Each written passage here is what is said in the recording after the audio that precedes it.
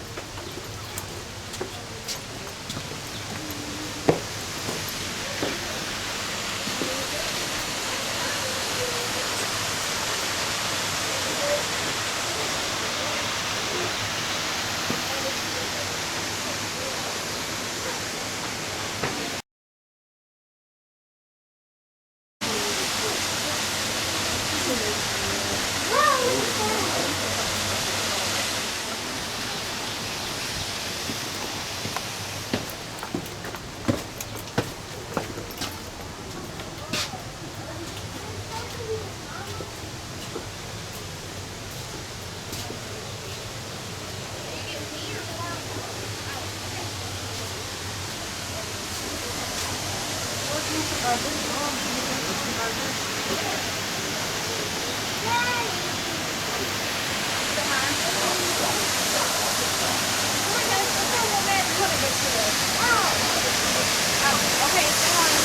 we take a picture over here. Okay. Yeah. Okay.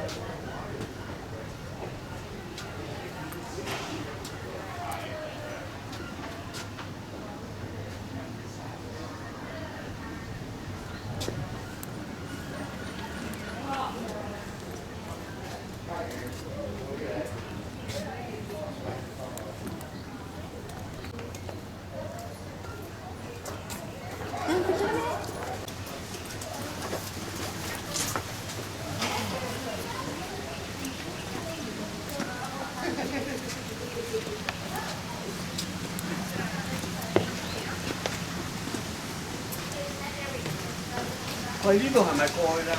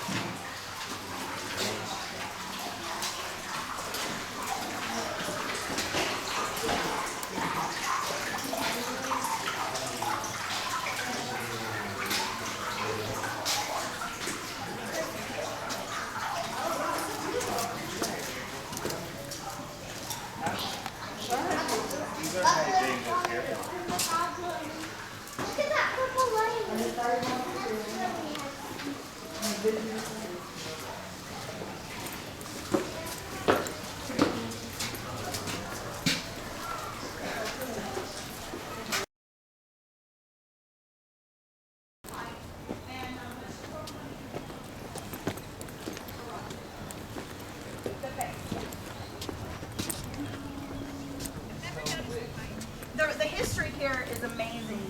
I'm actually training her. I'm one of the tour guides, and I'm training her to take it over because I'm moving. Oh my So, goodness. and we're getting Lot ready of to go. pressure. We're getting ready to go through Fairyland Caverns, Okay. and that took 10 years to build. And they had a local artist, Jessie Sanders, come in, and she made all the gnomes that you've seen throughout here, and that was part of her German folklore and her German heritage. All right. She loved the old folk tales, and so therefore she wanted to have something for the children. Originally, Fairyland Caverns was supposed to be connected by a train, but of course the rock was the problem. So they mixed it and now it's a rock. So the first thing they do is Fairyland Caverns. To illuminate scenes and spur the imagination. At the end of Fairyland Caverns, you'll find Mother Goose Village, completed in 1964. Sculptress Jessie Sanders, whose work you'll see throughout the cavern, lovingly spent 6 years creating a 15-foot-high storybook castle. So surrounded by characters from over 2 dozen rhymes and children's stories. As you descend the steps, let your imagination take you to an enchanted fairyland. And perhaps memories from your own childhood. Yeah, they use coral and stuff. Most of this is coral. Oh, that's a little leaky in here. Yeah,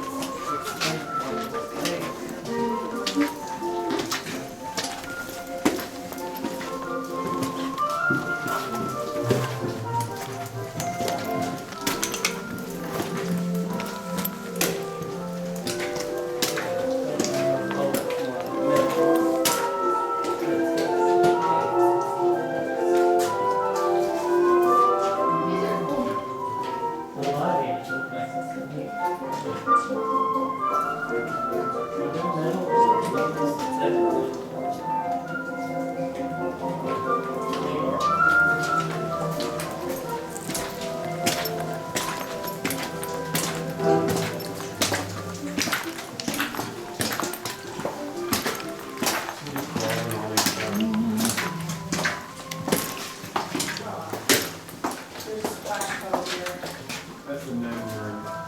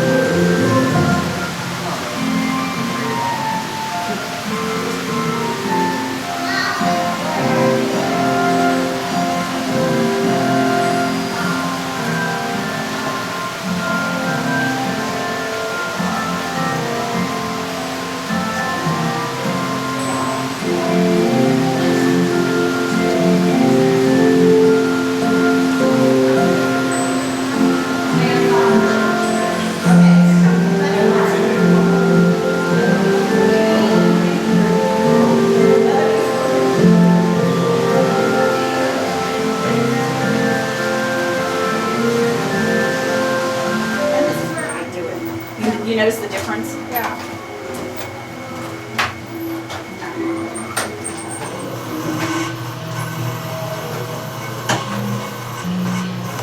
When you leave here, you'll have a greater appreciation for birds of prey in the natural world.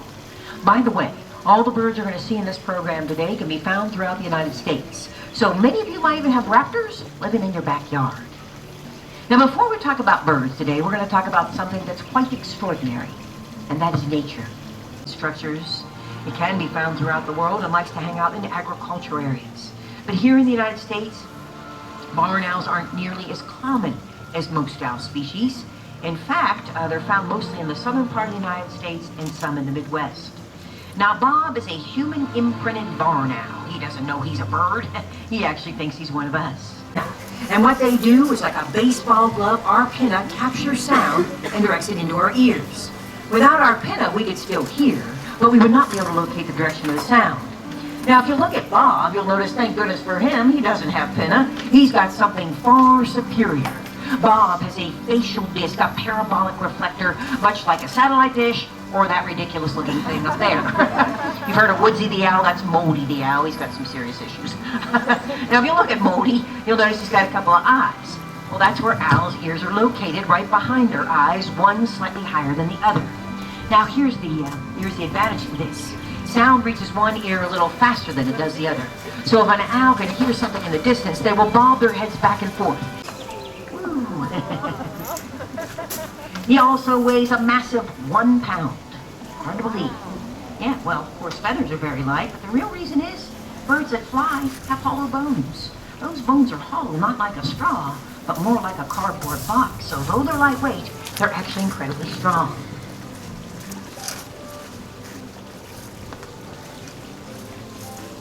I have one more time for you.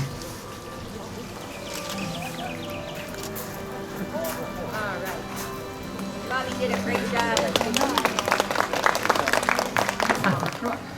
The eastern screech owl can be one of 3 color forms or phases. It can be grayish brown like Buddy, reddish brown, and all brown and come from the same clutch of eggs. Around our theater here is actually pretty decent screech owl habitat.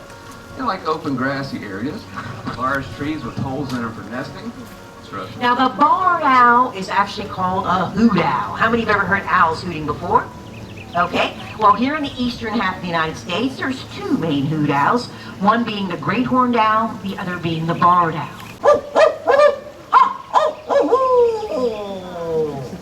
How many have ever heard that before? Well, I don't do it justice, but anyway, sorry. If you ever hear a barred owl hooting, believe it or not, you can hoot. Way too much. He thinks he's one of us. We can't let him go because of that. If we do, problems may come up. Sometimes a bird raised by humans gets released. It will not hunt. It'll seek out humans to feed it. If it does catch its own food, then a problem comes up in a few years, and it's time for this bird to find a mate. They don't go look for a bird like themselves to be their mates. Been thinking now, and getting ready, set, stop. He's looking again. I think you may have to do something first, Odell. He needs to lighten his load just a little bit. And there it is. All right, now you may go. We'll go one more time across this way. As with the barn owl, we're feeding him a little piece of mouse. Mice, by the way, are one of the secret ingredients of Kentucky Fried Chicken. I'm kidding. One of those special ingredients. So I'm getting to zip this way, maybe a little downwind, so maybe a little faster. Okay, you did land all right. Earlier mentioned this bird will hover when it hunts. Many birds of prey do that. It's a very effective way. They live in heavily wooded areas, open fields, and all points in between. This is Cody, and he's aptly called a red-tailed hawk. Now, the red-tailed hawk gets its name for that beautiful brick red tail it has. As a youngster, its tail is actually grayish-brown. It takes this bird anywhere from a year to a year and a half to grow its red tail. Now, Cody was found in Cody, Wyoming, found next to a roadside, nearly starved to death. He was so lucky that he was rescued and taken to a rehab facility, but later they discovered that he simply did not have the predatorial instincts in order to survive on his own in the wild. The first year of a red-tailed hawk's or any birds of prey's life is its most crucial. That's when they're trying to figure out how to hunt. Some of them simply don't figure it out and do not make it. Now, this bird is so successful for many reasons. First of all, it's opportunistic. That means they'll eat whatever they can find in the wild, such as rodents and reptiles, insects, birds, and bats. And they've been even known to eat dead animals. They can withstand great temperature extremes from the very cold of the north to the great heat of the desert. And they have a slow metabolism, which means they can go weeks without ever eating one bite of food. You may not be interested this morning. Here, buddy.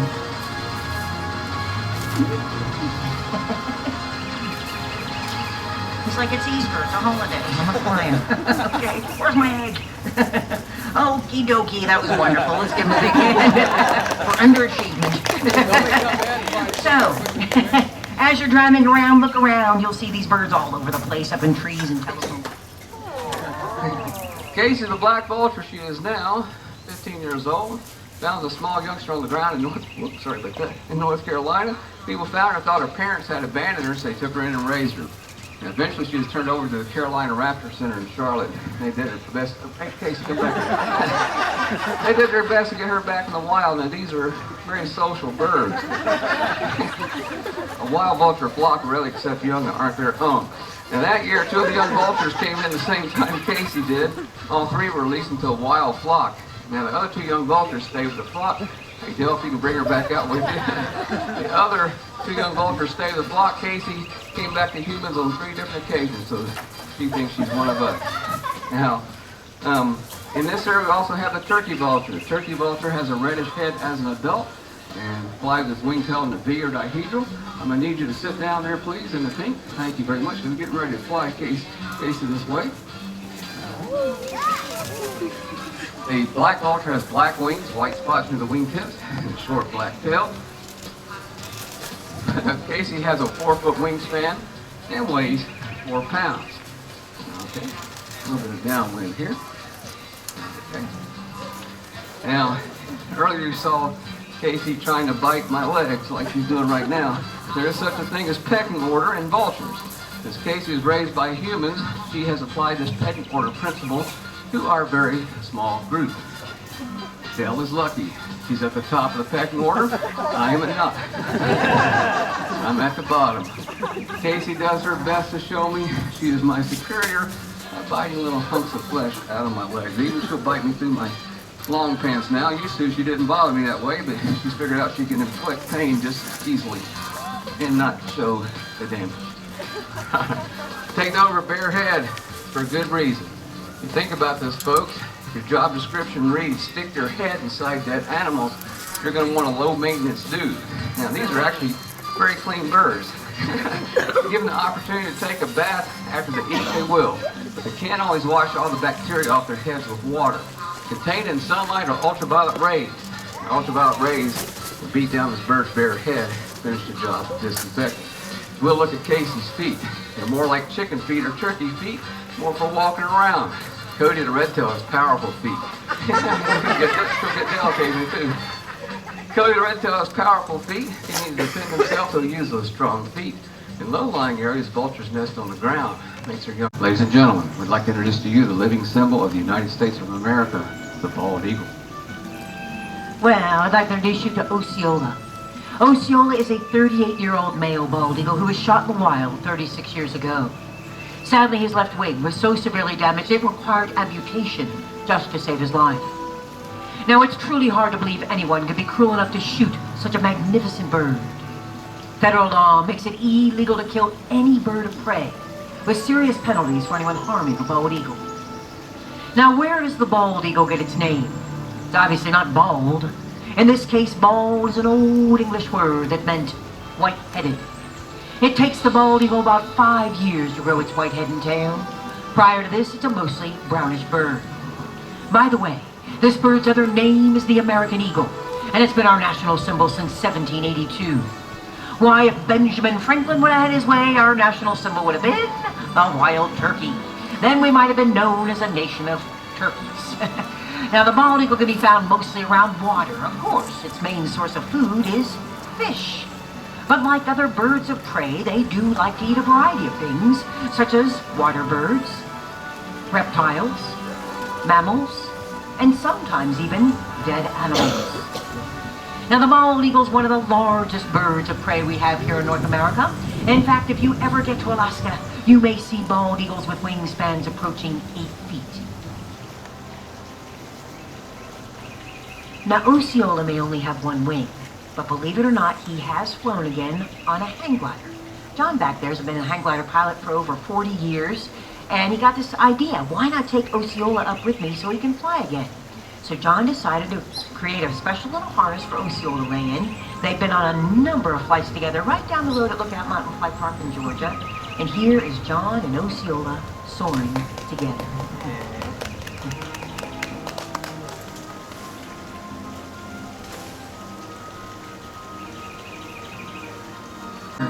We'd like to thank you so much for coming today. You all have a wonderful day. Bye-bye now.